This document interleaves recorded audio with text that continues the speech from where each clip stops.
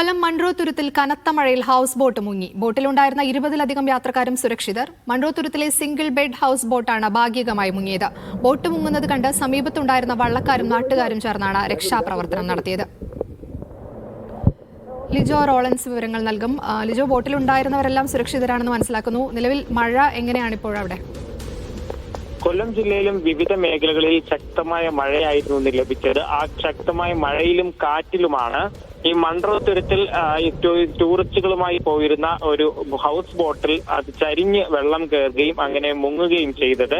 ചെറിയ രീതിയിൽ തന്നെ വെള്ളം കയറി മുങ്ങി തുടങ്ങിയപ്പോൾ സമീപത്തുണ്ടായിരുന്ന ആളുകളെല്ലാം ചേർന്നുകൊണ്ട് ഏകദേശം 26 പേർ അതിനകത്ത് യാത്രക്കാരായി ഉണ്ടായിരുന്നു. മറ്റ് ജീവനക്കാരൊക്കെയും ഉണ്ടായിരുന്നതായി പറയുന്നു. അവരെല്ലാം സുരക്ഷിതമായി രക്ഷപ്പെടുത്തി എന്നുള്ളതാണ് ഏറ്റവും ആശ്വാസകരമായിട്ടുള്ള കാര്യം. ശക്തമായ മഴ കൂടി ആയപ്പോഴാണ് ആടിയൊളിഞ്ഞ ഇത്തരത്തിൽ വെള്ളം കയറിയത് എന്നുള്ളതാണ് അറിയാൻ കഴിയുന്നത്. സിംഗിൾ ബെഡ് ഹൗസ് ബോട്ടാണ് ഇത്തരത്തിൽ മുങ്ങിയത് എന്നുള്ളതാണ് അറിയുന്നത്. മറ്റ് നാശനഷ്ടങ്ങളോ ആളപായമോ ഒന്നുമില്ല എന്നുള്ളതാണ് കല്ലട പോലീസ് അറിയിച്ചിരിക്കുന്നത്. ശരി.